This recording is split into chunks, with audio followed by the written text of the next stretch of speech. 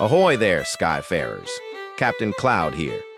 Once I sailed the open seas chasing fortune and trouble alike, but these days I keep my eyes to the skies, where a different kind of crew stands watch. The United States Coast Guard, aircrews forged by discipline, courage, and a duty that answers no storm lightly. In this month's watch, we bear witness to desperate souls plucked from cliffs, stricken mariners miles offshore, and crews braving dark seas and frozen wilds to bring others home. From the warm waters of Puerto Rico to the icy reaches of Alaska, these missions remind us, some still sail into danger, so others may live. So steady yourself, and let's take to the sky. Aye, the sea shows no mercy to the unwary. Off the rugged shores of Fajardo, Puerto Rico, two young souls found themselves in a perilous bind. Stranded beneath a steep cliff after a fall, left the young woman with a grievous head injury. No easy path out, and time not on their side. That's when the call reached the watchstanders, and the crew of an MH-60 answered. From above, the Jayhawk crew surveys the jagged coastline, winds swirling, terrain unforgiving. There's no place to land, no margin for error, only skill and trust in the crew beside you. The rescue swimmer prepares, gear checked, eyes locked. Then down they go, lowered with precision to the narrow strip below, every movement deliberate, every second measured. On the ground, the injured woman is stabilized, carefully readied for the hoist. It's a delicate evolution. One wrong swing against those rocks could turn rescue into tragedy. Up they rise. First the injured, then her companion, both lifted clear of danger and into the safety of the aircraft. From there, it's a race inland to awaiting medical hands in San Juan. Two lives pulled back from the edge. Not by chance, but by training, discipline, and a crew that refuses to leave anyone behind. The sea spares few, but this day, it gave two back. Yet not far beyond those shores, another call was already rising. This time, far offshore, where distance and time weigh heavy on every decision. Let's head back to the MH-60 and a race against a different kind of peril. Out here, distance can be the deadliest foe of all. Nearly 200 miles northwest of Puerto Rico, aboard the dive yacht Turks and Caicos Explorer 2, a passenger suffers a medical emergency. Far from shore, far from help, and every passing minute matters. Once again, the call goes out, and an MH-60 answers. This is where the Jayhawk earns her keep. Built for reach, for endurance, for moments just like this. The crew pushes out over open water, nothing but horizon in every direction. They arrive overhead, a small vessel in a vast sea. There's no landing here, only the hoist. The rescue swimmer descends, timing the drop with the rhythm of the ship below. Deck pitching, winds shifting, a dance between machine and ocean. The patient is prepared, secured, and brought skyward. Steady hands guiding the lift every inch of the way. One life hanging on a cable, carried into the cabin and into care. From there, it's a long flight back to San Juan and a fighting chance. Because out here, help doesn't arrive by chance. It arrives by air, a long reach, and a life brought back from the brink. But not all rescues come with open skies and steady decks. Sometimes the sea turns violent, and even the rescuers find themselves in need of saving. Now, we head into the dark, where the mission takes a hard turn. Some nights, the sea turns from foe to fury. Off Isla de Cabras, in the dark of night, a rescue was already underway. Customs and border protection agents had answered the call, charging into 10-foot swells to save two boaters from a capsized vessel. They succeeded. But the sea wasn't finished. In the chaos of wind and waves, their own vessel overturned, casting 5 souls into the water, now fighting the very danger they had come to face. That's when the call shifted. and the MH-60 was sent to recover not just victims, but rescuers. Overhead, the Jayhawk crew works against darkness and rolling seas. No steady deck, no safe landing, only timing, precision, and trust. One by one, survivors are located, hoisted from the black water below. Exhausted, battered, but alive. 5 lives recovered from a night that could have claimed them all. A hard truth of the sea. Sometimes even heroes need saving. And when they do, the Coast Guard answers. From chaos in the dark, 5 souls pulled from the sea. But not every call comes in the dead of night.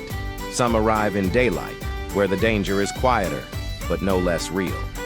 Now we head north, where a disabled vessel and 4 mariners await their turn for salvation. Not all danger roars like a storm.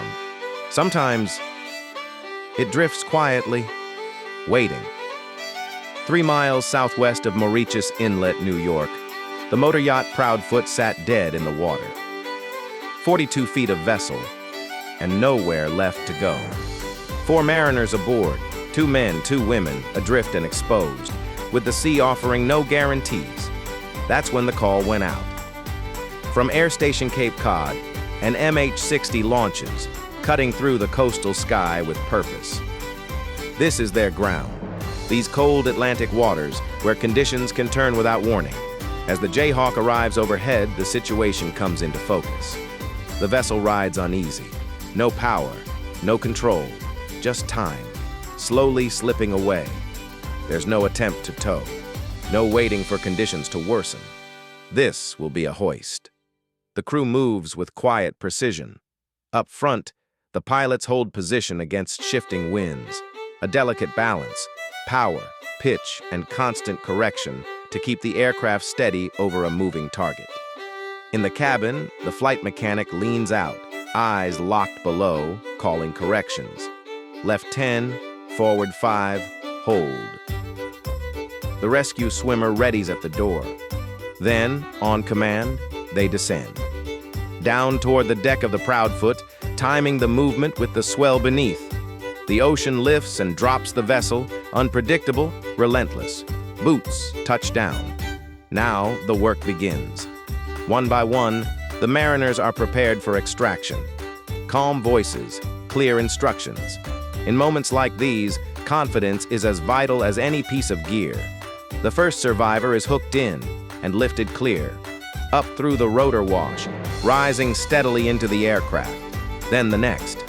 Each hoist its own evolution, each requiring the same focus, the same discipline. No shortcuts, no assumptions. Below, the vessel drifts on, but above, the crew continues their work. Third survivor, clear, fourth and final, brought safely skyward.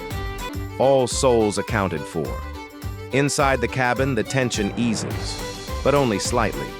The mission isn't over yet. With all 4 mariners aboard, the Jayhawk turns inland, bound for Gabreski Airport. There, emergency medical services stand ready to receive them. No injuries reported. A good day, by any measure. But it didn't happen by chance.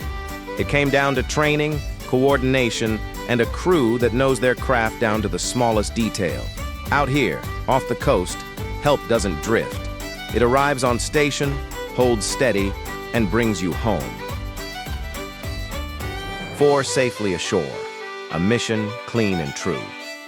But not all waters are so forgiving. Far to the north, where ice grips the sea and the cold shows no mercy, another crew faces a different kind of fight. Now, we head to Alaska, where survival itself hangs in the balance.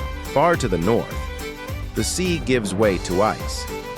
Near Sheffernak, Alaska, what looks to some like a frozen wasteland is, to others, a lifeline. For generations, Alaska Native communities have depended on these waters and ice flows. Seal hunting, not just a means of survival, but a way to preserve tradition, to pass knowledge from one generation to the next. Out here, it's not sport, it's heritage.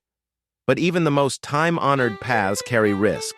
An 18-foot vessel, a family of 4, 3 adults and a child, set out across the ice on a hunting trip.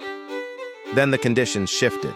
Ice broke, drifted, and what was once solid ground became a trap. For over 24 hours they waited, stranded on an ice floe, surrounded by frigid water with no way back. That's when the call went out. From Air Station Kodiak, an MH-60 launches into the cold Alaskan sky. This is a different kind of flying, harsh, remote, unforgiving. Temperatures that bite, winds that cut, and distances that leave no room for error. When the Jayhawk arrives on scene, the reality is stark. A broken field of ice, shifting, cracking, and a small group of survivors clinging to what remains. There's no landing here, only the hoist. The crew sets into a hover above the floe, the aircraft battling the cold air and unpredictable winds. Below, the ice drifts slowly, carrying the family with it. The rescue swimmer prepares, then descends into a world of white and silence. Boots touch ice. Careful now, every step measured. The surface beneath them is unstable, uncertain. Time is critical, but haste can cost everything. The child is brought forward first, secured, lifted, rising steadily into the cabin above. One life safe, then the next. Each hoist a delicate balance between aircraft and ice, between urgency and control. 3 adults, one by one, brought up from the frozen expanse until none remain, all 4 safely aboard. Inside the Jayhawk, the cold gives way to relief, but only for a moment. The crew turns back toward Kodiak, carrying not just survivors, but a family, a story, a way of life interrupted, but not lost. Out here, survival is never guaranteed, but neither is it surrendered easily. And when the ice breaks and the distance grows too great, the Coast Guard still answers. From sunlit shores to open ocean, from storm-tossed seas to frozen ice, the call for help takes many forms.